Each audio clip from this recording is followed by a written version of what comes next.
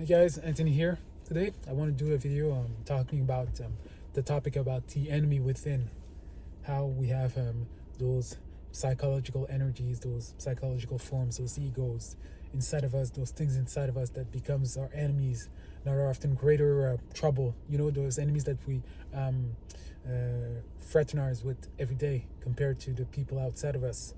Because you see, there's a big realization I made when I was young. I really loved reading books about mythologies and stuff, and I feel there's always a deep wisdom and symbolism within them. And even within scripture, I realized that, especially reading the New but the Old Testament, it kind of look a lot like those myths I read about with the stories, Trojan War, the boy who flew too close to the sun, and different things. And so when I would read those stories and read how some of the gods would act, how some of the men would act, and how they do crazy stuff like pillage, kill, just out of resentment, out of greed, and out of lust, out of anger, out of laziness, and the mistake that they would make. There was always a character flaw within those heroic stories. Even always Greek tragedies. And I would see a lot of similarities in the Old Testaments of the wild stuff that would happen, the village getting pillaged, people just going around and spilling blood, again, all those sins, those sinful attitudes, right? And then I was like, wow, people were wild back in the days, you read the history, things that happened.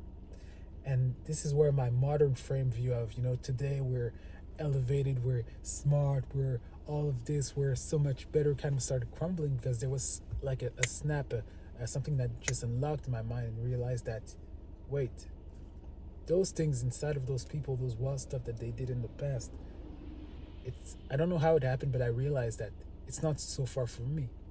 I have those similar things in me, right? Those instances of greed when I want to, sometimes take advantage of other people to gain easily things, right? Steal stuff. They might not be as manifest as they had, but they're still inside, right? They are those egos inside of me, those psychological aggregates, right? And that can be like suffocating the virtuous part of me. In the past they will talk about the philosophers will talk about the higher nature and the lower nature, or even in the scripture, the carnal mind that just wants to feed itself, to keep itself alive, to feed out of those lower sensations. And there was this thing that unlocked, and I realized, oh, I also have those things inside me. It's not so far from me, right? And it kind of unlocks something. First, it's awareness of what patterns do I have that are similar to those that may not have bore as many fruits, but looking where are the seeds inside of me. Where are those different seeds inside of me that can be born, and that can, if I'm not aware, I'll end up sowing in my life and multiplying. That's how people run their lives. And then the second thing is, when you look at scripture, what Yeshua said, when you start understanding the ego and ways to put it to death, how do we fix anger or resentment against other people? Well, Yeshua said he spoke in a way that acted against those aggregates, against those egos, against the carnal mind that wants its own way. He said, pray for those who persecute you. Instead of wanting anger, revenge, resentment, he said, no, pray for them, love on them, hope the best for them. That's how you disengage these powers. That's how you stop feeding, the story about two wolves, the righteous and the unrighteous one. That's how you stop feeding the negative wolf, right? Or else there's resentment, this anger, this unforgiveness. It builds. And it will produce fruits in your life, in somebody else's life. It's going to affect other people, right? When you're full of resentment against other people, it can affect your friends, your brothers, your family, others, right? That's what it does. And we think we can keep it to ourselves. No. It's always this thing that you try to suffocate underwater, right? And then you remove your hand and whoop, it comes out. Especially when there's a lot of external pressure. There's this saying that, if you want to know what's inside of you, put yourself in like a fruit, press it.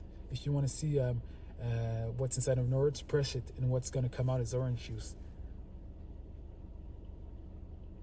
If you want to see those egos inside of you manifest, it's in a situation where there's a lot of pressure, that there's also the opportunity to change the patterns that you have, the ways, the habits, which I just understand that reading those the scripture, ancient stories, they have a way of revealing to ourselves, reflecting as if in a mirror, those things about us that we like to suffocate. And there's this game of becoming more aware, right? What we call shadow work, which is basically making the unconscious conscious.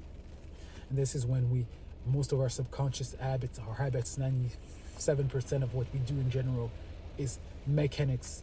It is those egos taking over, like kind of like the Hydra, right? Many heads have many feelings, many different opinions, many things that we want to go left, right, up, down, right inside of us. That kind of confuses us. Different belief system intermingled. And sometimes it makes us confused. Makes it hard, makes us follow those same patterns again and again. And sometimes you can hear them when you start meditating, when you stop doing things, right? And you're just still. And then those thoughts in your mind, you go, la, la, la, I want this, that, all those stuff that start popping off left and right. Those are the voices of your egos, left and right, or their desires, their fear, their wants, their needs. And it's like a horse with 70 different heads that we try to control. We're not single-minded. So yeah, so the advantage of reading those myths is something I encourage, or reading scripture, old scripture, right? It becomes a mirror for you. It acts as a mirror that reveals the parts of yourself that you don't want to accept. And then just looking at them, that's the part of healing. Part of healing is making to the diagnostic, realizing what's wrong, so you can work. Yeah, and it's always funny when you think about, read what Yeshua said. Pray for those who, if somebody tells you to take advantage of you, pray for those kind of people. And then you start feeding to higher self, to the spirit. You start living from the spirit, where it's not the desires of revenge or anger that follows you, that leads you, that you feed, but the forgiveness and the want, the parts of you that are divine, that are taking more and more place. All right, and that's pretty much all for today. Realizing that the enemy that we have is within ourselves. The people that ruins, the parts of us that ruin our own lives, is not often outside, but it comes from inside. And becoming aware can avoid us a lot of trouble. Anyways, peace.